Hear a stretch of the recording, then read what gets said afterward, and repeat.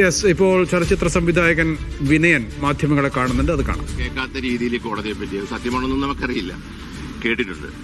അതുകൊണ്ട് തന്നെ അത് വരട്ടെ, ഒരു മേൽക്കോടതി കുറച്ചുകൂടെ വിശ്വാസ്യതയാകും. അക്കാര്യം അങ്ങനെ എനിക്ക് പറയാനുള്ളൂ. ദിലീപിനെ കുറ്റവിമുക്തമാക്കിയത് പൂർണ്ണമായിട്ടും സമൂഹത്തിന് ഒരു കൺവിൻസിംഗ് ആയിട്ട് തോന്നിയിട്ടില്ല എന്നുള്ളതാണ് ഒരു പ്രധാനപ്പെട്ട കാര്യം. അതായത് അതിലെന്തോ ഇപ്പോഴും ഒരു ദുരൂഹതയുണ്ടെന്നോ പണത്തിന്റെ സ്വാധീനമൊക്കെ ഇങ്ങനെയൊക്കെയാണ് വിലയിരുത്തപ്പെടുന്നത്. അപ്പോൾ താങ്കൾ എങ്ങനെയാണ് അതിനെ കാണുന്നത്? ദിലീപ് കുറ്റവിമുക്ത അല്ല, നമ്മൾ നിയമത്തെ ആദരിക്കുന്ന, നീതി സംവിധാനത്തെ ആദരിക്കുന്ന സമൂഹമാണ്. അവിടെ ഒരു കോടതി പറഞ്ഞിരിക്കുന്നു ഇയാൾ കുറ്റവിമുക്തനാണ്. നമ്മളത് ആദരിച്ചേ പറ്റത്തുള്ളൂ. അതിനപ്പുറത്തേക്ക് ഞാൻ പറഞ്ഞ പോലെ ഉണ്ടെങ്കിൽ അത് തെളിയിക്കപ്പെടണമല്ലോ. അത് തെളിയിക്കാനായിട്ട് ബാധ്യതയുണ്ടല്ലോ. സർക്കാർ എന്താണ് പറഞ്ഞത്, പോലീസ് എന്താണ് പറഞ്ഞത്, ഇതൊരു വലിയ കൊട്ടേഷൻ ആയിരുന്നു എന്ന് ശക്തിയുക്തം പറഞ്ഞവരാണ്. അവർക്ക് തെളിയിക്കാൻ ബാധ്യതയുണ്ട്. അപ്പം അത് ഉണ്ടെന്നല്ലാതെ പിന്നെ കാശിന്റെയും എന്താ പറയാ അവരുടെ പിടിപാടൊക്കെ പറയുകയാണെങ്കിൽ നമുക്ക് ആ കാര്യത്തിൽ നമ്മുടെ നാട്ടിൽ അത്തരം കാര്യങ്ങളൊക്കെ നടക്കാറുണ്ട്. പക്ഷെ ഇതും അതുമായിട്ടൊന്നും ഞാൻ കൂട്ടിക്കുഴയ്ക്കുന്നില്ല. ഈ സുപ്രീം കോടതി ജഡ്ജിമാരുടെ വീട്ടിൽ നിന്ന് പോലും കെട്ടുകണക്കിന് നോട്ടെടുത്തിട്ട് അതിന്റെ ഇംപീച്ച്മെന്റ് പോലും ചർച്ച ചെയ്യപ്പെടുന്ന ഒരു കാലത്താണ് നമ്മൾ ജീവിക്കുന്നത്. അതുകൊണ്ട് അക്കാര്യത്തെ പറ്റിയൊന്നും കൂടുതൽ പറഞ്ഞിട്ട് കാര്യമില്ല. യെസ്, വിനയനും ദിലീപുമായി ബന്ധപ്പെട്ടുള്ള വിഷയത്തിൽ സംസാരിക്കുകയാണ്. മൂസിന സു ചേരുന്നുണ്ട്. മൂസിന, അല്പം മുമ്പാണല്ലോ ദിലീപും കുടുംബവും വോട്ട് ചെയ്തത്. അതിനുശേഷം ദിലീപ് പ്രതികരിക്കാതെ മടങ്ങി, അല്ലേ?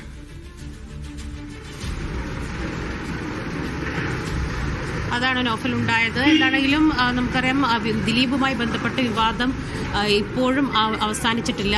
ഈ കേസ് നിൽക്കുന്നത്, അതായത് വിധി പറയുന്നതിന് മുമ്പുള്ള കാലഘട്ടത്തിൽ തന്നെ, അതായത് വലിയ രീതിയിൽ കൂടുതൽ വിവാദങ്ങൾ ഉണ്ടായിരിക്കുന്ന സമയത്ത് തന്നെ ഇത്തരത്തിൽ തെരഞ്ഞെടുപ്പ് കാലത്തൊക്കെ തന്നെ വോട്ട് ചെയ്യാൻ ദിലീപ് എത്താറുണ്ട്. അതേ രീതിയിൽ തന്നെ ഇന്നും അദ്ദേഹം വോട്ട് രേഖപ്പെടുത്താൻ എത്തിയെന്നുള്ളതാണ്. കുടുംബസമേതമാണ് എത്തിയത്. ഭാര്യ കാവ്യ, സഹോദരി ഉണ്ടായിരുന്നു, സഹോദരനുണ്ടായിരുന്നു. അത്തരത്തിൽ കുടുംബസമേതമാണ് ഇവിടെ ആലുവ നഗരസഭയിലെ 9ാം ഡിവിഷൻ സെന്റ് ഫ്രാൻസിസ് സ്കൂളിലാണ് അദ്ദേഹം ബൂത്ത് നമ്പർ 1 വോട്ട് രേഖപ്പെടുത്തിയത്. ഒരു പ്രതികരണം ഉണ്ടാകുമെന്നാണ് പ്രതീക്ഷിച്ചത്. പക്ഷേ ഒന്നും പറയാതെ പ്രതികരണത്തിനില്ല എന്ന മുഖഭാവത്തിൽ നിന്ന് വളരെ വ്യക്തമായിരുന്നു.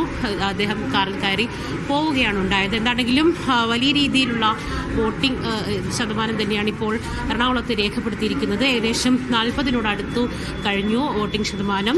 ഉച്ചയോടുകൂടി അല്പം മന്ദഗതിയിലായിട്ടുണ്ടെങ്കിലും പിന്നീട് വലിയ രീതിയിൽ വോട്ടിംഗ് ശതമാനം ഉയരുമെന്ന് തന്നെയാണ് പ്രതീക്ഷിക്കുന്നത്.